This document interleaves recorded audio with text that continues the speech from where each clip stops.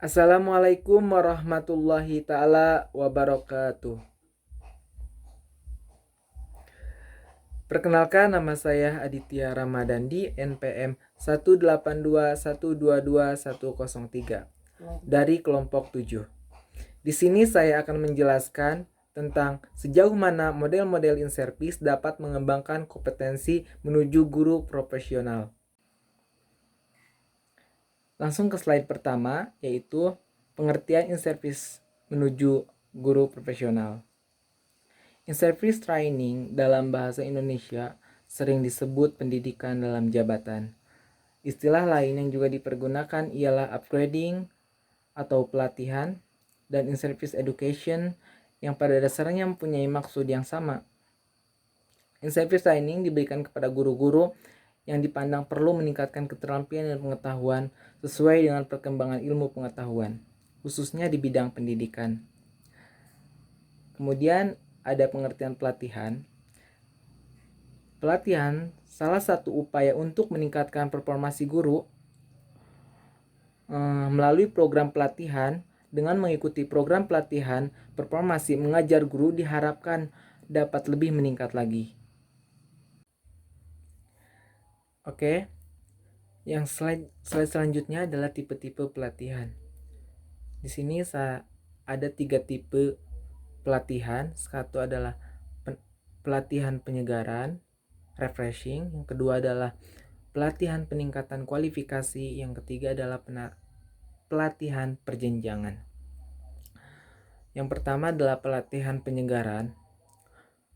Pelatihan penyegaran ialah pelatihan yang untuk menyesuaikan tenaga kependidikan dengan kemajuan ilmu pengetahuan dan teknologi modern, serta memantapkan tenaga pendidikan tersebut agar dapat melakukan tugas sehari-hari dengan baik. Sifatnya di sini memberikan kesegaran sesuai dengan perubahan yang terjadi. Pola pelatihan ini biasanya 30 sampai 120 jam. Contohnya pelatihan penggunaan alat peraga kit IPA bagi guru SD kelas 5 dan pelatihan pembuatan alat evaluasi mata pelajaran IPS di SMP, kemudian pelatihan matematika bagi guru di SMK. Yang selanjutnya adalah pelatihan peningkatan kualifikasi. Pelatihan ini ialah pelatihan dalam hubungan dengan profesi kependidikan sehingga diperoleh suatu kualifikasi formal tertentu dengan standar yang lebih ditentukan. Pola pelatihan ini biasanya 150 jam sampai 300 jam. Contohnya pelatihan kualifikasi D3 sampai S1 bagi guru SMP mata pelajaran matematika, bahasa Inggris, bahasa Indonesia, IPA, bimbingan dan konseling, pelatihan akte mengajar yang disebut akte 4. Kemudian pelatihan perjenjangan ialah pelatihan untuk meningkatkan kemampuan guru sehingga dipenuhi persyaratan suatu pangkat atau jabatan tertentu sesuai dengan ketentuan yang berlaku. Pola pelatihan ini berkisaran 1 sampai dengan 6 bulan. Cukup lama. Contohnya diklat perjenjangan, mata pelajaran bahasa Inggris, matematika, IPA bagi guru SMP. Diklat calon kepala sekolah dasar, ya, diklat pemimpin dan sebagainya. Yang selanjutnya adalah jenis-jenis materi pelatihan. Di sini ada 10 jenis-jenis materi pelatihan. Yang pertama adalah pelatihan teamwork, leadership, dan problem solving. Yang kedua adalah pelatihan pengembangan kurikulum. Yang ketiga adalah pelatihan strategi pengelolaan kelas kreatif. Yang keempat adalah pelatihan ice breaking pembelajaran. Yang kelima adalah pelatihan public speaking for teacher. Yang keenam adalah pelatihan pemanfaatan teknologi dan internet sebagai media pembelajaran. Yang ketujuh adalah pelatihan parenting for teacher. Yang kesembilan adalah pelatihan penulisan dan pengembangan budaya literasi, PTK, tulis buku seperti itu, artikel dan lain-lain. Yang ke-10 yang terakhir, pelatihan pembuatan media pembelajaran kreatif. Pelaksanaannya dari ke-10 materi pelatihan tersebut, ada beberapa materi yang proses diklatnya dapat dilakukan di lingkungan internal bersama dengan komunitas guru dalam forum kelompok kerja, guru KKG, maksud saya kelompok kerja guru KKG atau musyawarah guru mata pelajaran MGMP sesuai dengan jenjang pendidikannya, seperti itu. Oke, slide selanjutnya adalah evaluasi pelatihan.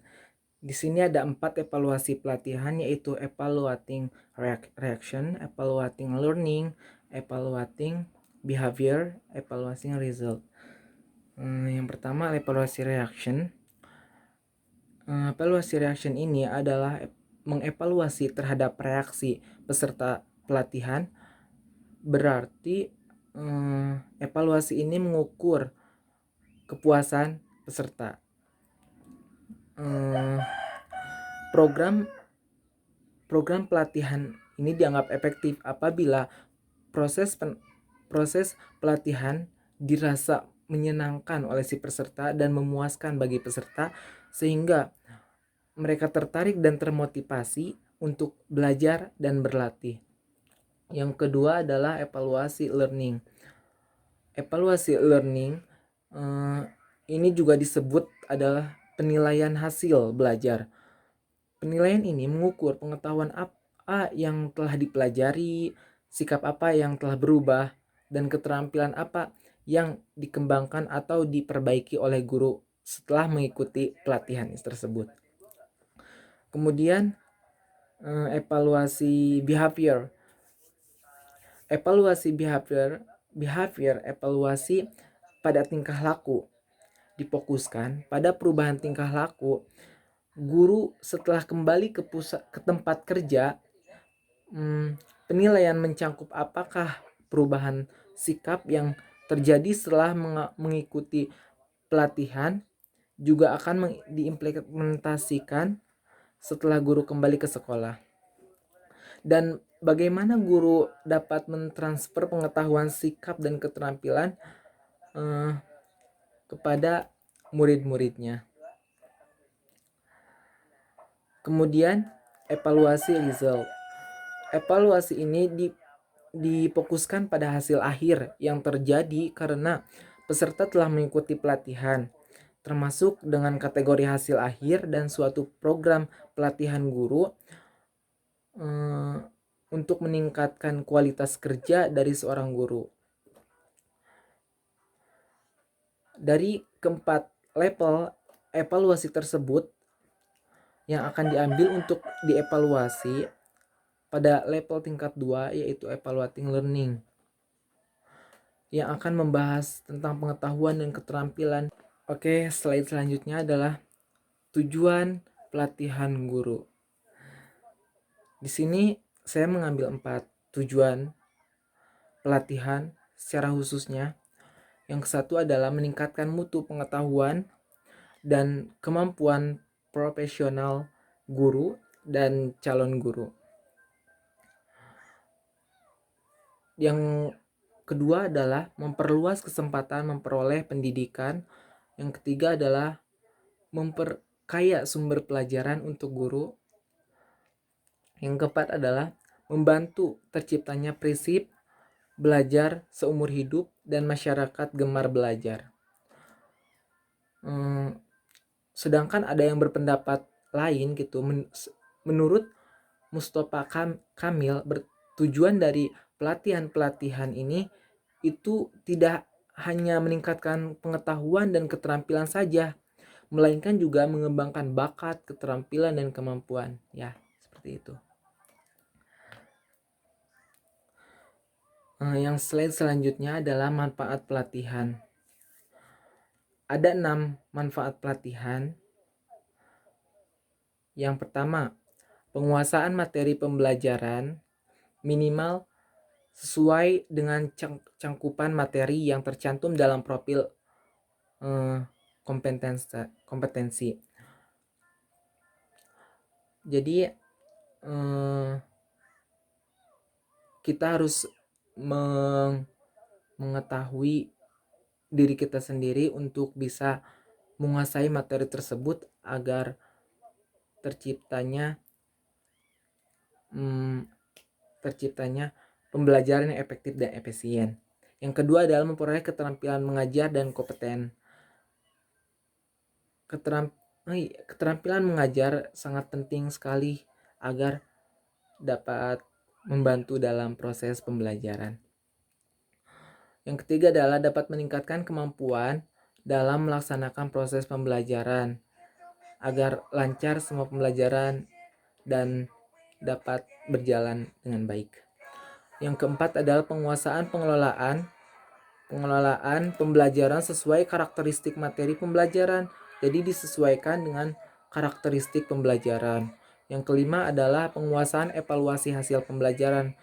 Jadi setelah kita belajar, kita dievaluasi sampai jauh mana kita dapat mengerti hal tersebut. Yang keenam adalah memiliki wawasan profesi serta kepribadian sebagai guru. Di sini dengan adanya pengalaman dalam mengikuti pelatihan, maka secara tidak langsung akan menjadi transformasi keahlian di kalangan guru.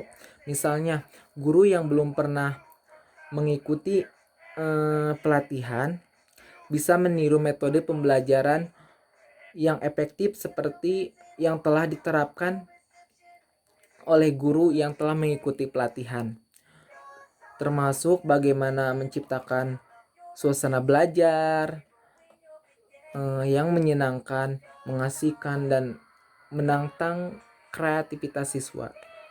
Selanjutnya akan dibawakan oleh Iqbal Saipur Ramdan. Assalamualaikum warahmatullahi wabarakatuh. Perkenalkan, nama saya Iqbal Saipur Ramdan. Di video ini saya akan membahas performansi guru, faktor-faktor yang mempengaruhi performansi guru, tugas pokok dalam pembelajaran. Yang pertama ada performansi guru. Performansi guru bisa disebut juga dengan job performance, prestasi kerja atau prestasi sesungguhnya yang telah dicapai oleh seseorang. Selanjutnya ada tugas pokok dalam pembelajaran. Menurut Nana Sujana ada 4 pokok, yaitu yang pertama merencanakan tugas pembelajaran, melaksanakan pembelajaran dan mengevaluasi hasil pembelajaran, dan yang terakhir menguasai bahan pelajaran. Yang terakhir yaitu faktor-faktor yang mempengaruhi performansi guru. Ada 5 faktor, yaitu persiapan mengajar, pelaksanaan kegiatan belajar mengajar, melakukan evaluasi hasil belajar, menumbuhkan rasa menghargai karya orang lain, menyusun dan mengadakan pengayaan atau perbaikan nilai, melaksanakan kegiatan bimbingan,